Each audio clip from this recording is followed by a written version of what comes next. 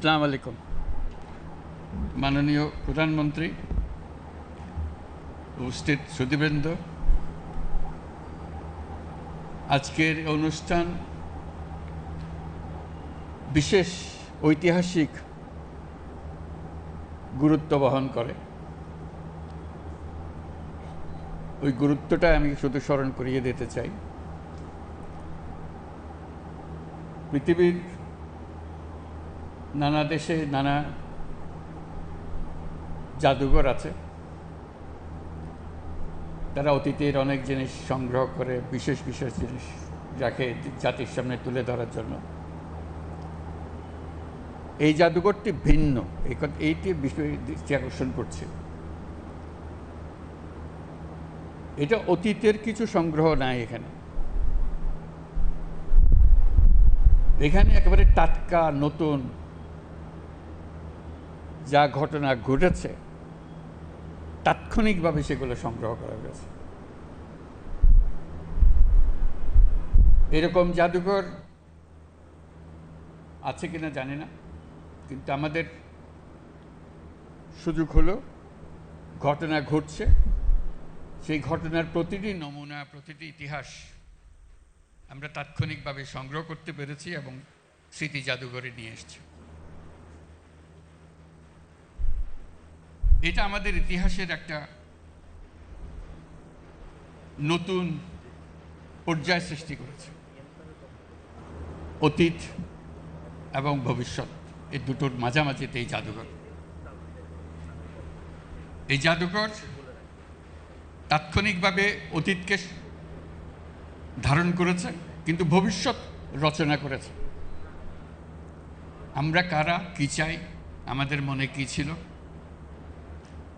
এ বালক আনাস কি আবেগের কারণে, তার ভিতরে কি তাড়না ছিল, সেই চিঠি তাৎক্ষণিকভাবে লিখে গেছে। এটা কোনো পরিকল্পনা করে সে লেখে নাই। মা তাকে বাধা দিচ্ছিল, বাবা তাকে বাধা দিচ্ছিল মিছিলে না যাওয়ার জন্য। সে বসে থাকতে পারে নাই। কেন পারে নাই সেটাও লিখেছে। এটা ব্যাখ্যা দিয়ে 1 পৃষ্ঠার একটা চিঠি, সুন্দর হাতের লেখা, রেখে চলে গেছে। আমাদের সমস্ত তরুণ যেন এই চিঠির লেখক হয়। আমরা গেলাম, আমরা নতুন বাংলাদেশ করতে চলে গেলাম। এই হলো এই জাদুঘরের বৈশিষ্ট্য। এখান থেকে নতুন যাত্রাপথ রচনা হবে। আমরা পথ হারিয়ে ফেললে এখানে এসে পথ খুঁজে নেব।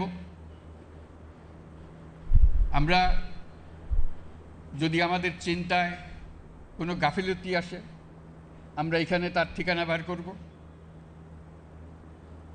আমরা নতুন সূত্রে আবার যাত্রাপথ শুরু করব। এটা এমন এক জাদুঘর যে বাংলাদেশের যত তরুণ তরুণী, যত নাগরিক আছেন, সবাইকে যেন একবার দেখার সুযোগ হয় এবং প্রতিদিন দলে দলে আসবে, দেখবে, নিজের মনের কথা লিখে রাখবে, লিখে জমা দিয়ে যাবে। এখানে তার মনে কি আবেগ এসছে, তার ভবিষ্যৎ কি চিন্তা করে, সেটা লিপিবদ্ধ করে যাবে এবং এটা সারা চত্বরে গমগম করবে। যে কবরগুলো সাজানো আছে, যদিও সে প্রকৃত কবর নয়, কিন্তু তার প্রত্যেকের কবরের সঙ্গে একটা নাম থাকবে। সেই নামটা খুঁজে ইতিহাস বার করবে। এখানে ইতিহাসগুলো থাকবে, যে কেন, কিভাবে মারা গিয়েছিল, কোথায় মারা গিয়েছিল, তার ইতিহাসটা কি। এগুলো আমাদেরই বন্ধুবান্ধব, আমাদেরই ছেলে মেয়ে, আমাদেরই পাড়া প্রতিবেশী। এটা কোনো বিশেষ ধরনের রাজনৈতিক কর্মী নন। তারা একেবারে সাধারণ ঘরের সাধারণ ছেলে মেয়ে, যা রাজপথে নেমে তারা চেয়েছিল যে এই বাংলাদেশ আর চলবে না, আমরা নতুন বাংলাদেশ গড়ব। এটাই ছিল তাদের আশা। আমরা আশা করব সারা বাংলাদেশের সকল জায়গা থেকে স্কুলের কলেজের ছেলে মেয়েরা আসবে, একটা দিন এখানে কাটাবে এবং তাদের নিজেদের মনের কথা লিখে যাবে যে আমি কি চাই, আমার কি চাহিদা, আমি কি কাজে নিয়োজিত হচ্ছি, নিজেকে নিয়োজিত করছি, সেটা জানিয়ে যাবে। এটা সারা দেশের সকল সংস্কৃতির একটা পীঠভূমি হবে। গান বাজনা, বাক্য, প্রতিকৃতি, আর্ট, সব কিছু এখানে দলে দলে ছেলে মেয়েরা আসবে, লিখে যাবে, দেখাবে, মনের কথা রেখে যাবে। কাজে এটা হলো সেই কেন্দ্রবিন্দু। এটা আমাদের ইতিহাসের আতুরঘরের দৃশ্য। এখান থেকে আমরা যে নারীর সূত্র যে রেখে যাব সবার কাছে, এই সূত্র যেন আর ছিন্ন না হয়, আমরা এই সূত্রে গঠিত হয়, সমাজের সমস্ত চিন্তা ভাবনা এর মধ্যে আসে। যারা এই জাদুঘরের পরিকল্পনা করেছে, যারা এটা বহু কষ্ট করে প্রতিটি জিনিস, আজকে আমরা কয়েক মিনিটের মধ্যে দেখে আসলাম, কিন্তু এটা প্রতিটি জিনিস সংগ্রহ করতে বহু সময় লেগেছে, বহু কষ্ট হয়েছে।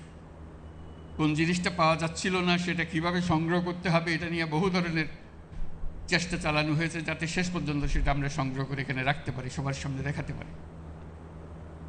কাজে ওই নারীর সূত্রটা এখানে স্থাপন করা হলো, যাতে সারা বাংলাদেশ নতুন ভঙ্গিতে, নতুন দৃষ্টিতে সামনে এগিয়ে যাবে এবং আত্মমর্যাদা নিয়ে, সাহস নিয়ে আমরা আমাদের বাংলাদেশ গড়ে তুলব। যারা এই জাদুঘরের পেছনে পরিশ্রম করেছে, এটাকে তৈরি করেছে, তাদের প্রতি আবারও ধন্যবাদ জানাচ্ছি। আমরা অবশেষে এই জাদুঘর উদ্বোধন হলো। আমরা আশা করব যে দেশের ছেলে মেয়ে, যে দেশের সকল নাগরিক একবার হলেও আসবে, সপরিবারে আসবে, নিজে আসবে, বন্ধুবান্ধব নিয়ে আসবে, এবং কিছু সময় কাটানো এবং চিন্তা করার জন্য। শুধু দেখে গেলাম হইচই করে সেটা না, বসে একটু চিন্তা করা, কেন এটা হলো, কীভাবে হলো, এটা কি আরও হবে নাকি এখানেই সমাপ্তি করবো আমরা, এটা চিন্তা ভাবনাটা করে যাওয়া। আমরা আজকে অবশেষে উদ্বোধন করতে পারলাম, সেটার জন্য যারা আজকের উদ্বোধনের জন্য কাজ করেছে তাদেরকে ধন্যবাদ জানাচ্ছি। সবাইকে অশেষ ধন্যবাদ।